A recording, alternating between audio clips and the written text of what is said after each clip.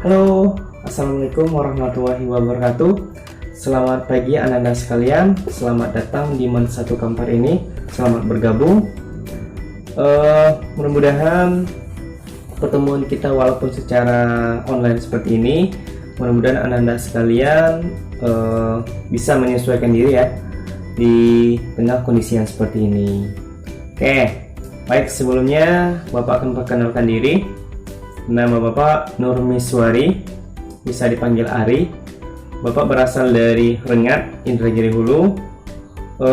Bapak lahir pada 17 Oktober 1995 dan Bapak menamatkan kuliah di Universitas Riau S1, yaitu dalam jurusan Pendidikan Sejarah. Dan di Man Satu Kampar ini Bapak mengampu atau mengajar dalam mata pelajaran sejarah, boleh sejarah Indonesia ataupun nanti sejarah peminatan, nanti kalian akan pelajari. Oke, nanti yang berhubungan dengan sejarah atau pembelajaran sejarah, nanti kalian akan belajarnya sama Bapak. Oke, mungkin itu perkenalan singkat dari Bapak ya.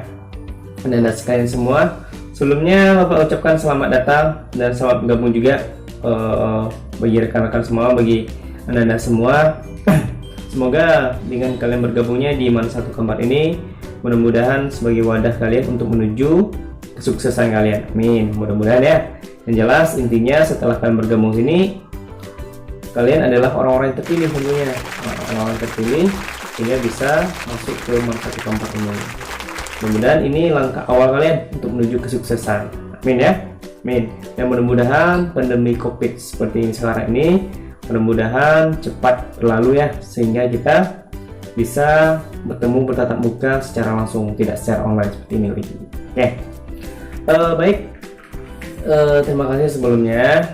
Pada kesempatan kali ini, Bapak menyampaikan materi, yaitu dipercaya untuk memberikan materi tentang ukhuwah basyariah atau persaudaraan sesama manusia.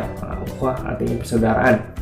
Dalam ukhuwah basyariah ini, kita sebagai makhluk sosial ya, makhluk sosial, kita butuh manusia lain untuk hidup. Kita nggak bisa hidup sendiri gitu kan. Kita butuh makan, butuh minum, sehingga kita membutuhkan orang lain gitu. Makanya manusia itu disebut makhluk sosial. Adapun demikian, kita sebagai manusia ini, kita tidak boleh tidak boleh iri dengki ataupun merusak ukhuwah kita. Nah, misalnya gara-gara si A misalnya agamanya beda sama kita, si B beda, corak kulit warnanya beda, rasnya beda, sukunya beda. Jadi di dalam Islam itu perlu kalian tahu, di dalam Islam itu kita ini diciptakan oleh Allah itu berpasang-pasangan, ada yang laki-laki, ada yang perempuan, kemudian ada bersuku-suku, ada berbangsa, sebagainya. Untuk apa? Supaya kita saling mengenal, dan akhirnya kita ini sama gitu. Semua manusia sama. Yang membedakan antara manusia yang satu dengan yang lainnya adalah ketakwaan kepada Allah Subhanahu wa Ta'ala, sebagaimana yang termaktub dalam surat Al-Hujurat ayat 13. Nah, itu.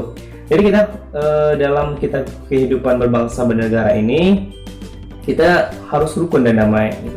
Kita tidak boleh memandang misalnya si A beda sama agama kita, jadi perlakuannya berbeda ataupun pergaulannya, kamu beda agama sama saya, kamu nggak usah bermain sama saya. Itu bukan ciri seorang muslim dan juga bukan ajaran kita.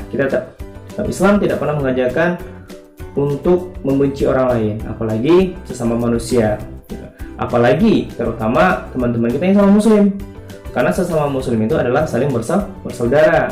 Kenapa? Bila salah satu muslim itu ibaratkan satu tubuh, anggota tubuh. Apabila yang satu sakit, maka yang lainnya juga akan ikut sakit. Jadi seperti itu. Jadi pentingnya kita menjaga ukhuwah basyariah ini. Bagaimana Pak cara menjaga ukhuwah basyariah ini? Yang pertama yaitu kita harus saling tolong menolong. Misalnya teman kita butuh sesuatu, misalnya kalau dari sekolah misalnya kan kita minjem pena lah istilahnya kan, sering tuh minjem pena, tapi jangan lupa kalau minjem itu dibalikin, karena ada tuh yang minjam tapi nggak pernah dibalikan ya kan. Nah, jadi kalau kita tolong menolong mulai dari hal kecil. Misalnya teman butuh bantuan kita, butuh pinjam pena kita, dan yang minjam juga harus ada, kan harus balikin. Kita harus bantu dia. Mungkin dengan kita meminjamkan hal tersebut, dia akan tertolong, dia akan bisa belajar, dia akan memanfaatkan dengan baik. Itu. Kita harus tolong menolong dalam hal kebaikan intinya. Jangan tolong menolong dalam hal keburukan, itu tidak dibenarkan. Oke, nanti jangan istilahnya tolong menolong nanti dalam istilah contek mencontek pula.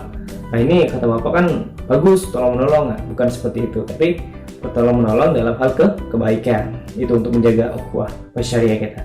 Oke, yang kedua, tidak mencaci maki atau mencela. Nah, jadi sering ini nih sifat yang mencaci maki atau mencela.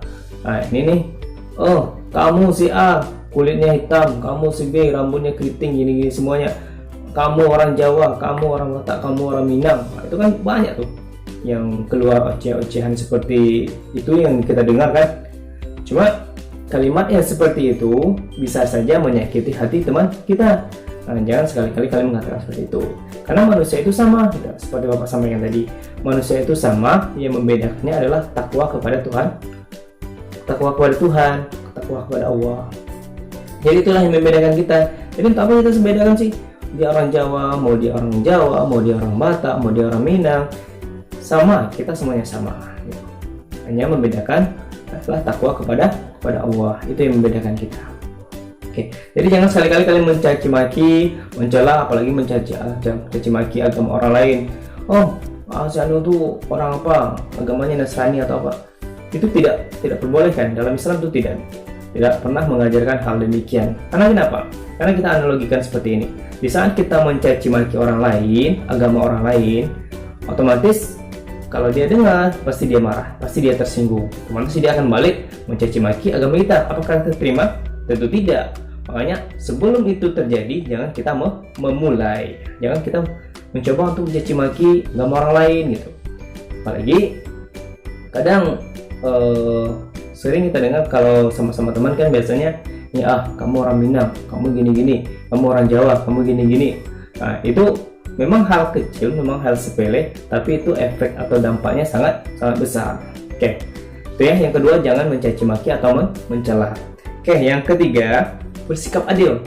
Nah, jadi walaupun dia agama yang lain, berbeda sama kita, dia bukan seorang muslim, dalam hal keadilan itu haruslah ditegakkan.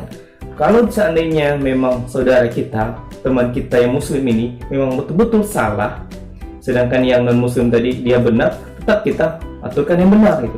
Jangan kita mentang-mentang dia teman kita, dia sohib kita, lalu kita memenangkan karena dia partner kita nih, jadi kita membenarkan tindakan yang salah, itu tidak dibenarkan. Jadi jangan membenarkan sesuatu yang salah karena mentang-mentang dia teman kita, sohib kita, satu agama, itu tidak pernah dibenarkan. Jangan seperti itu.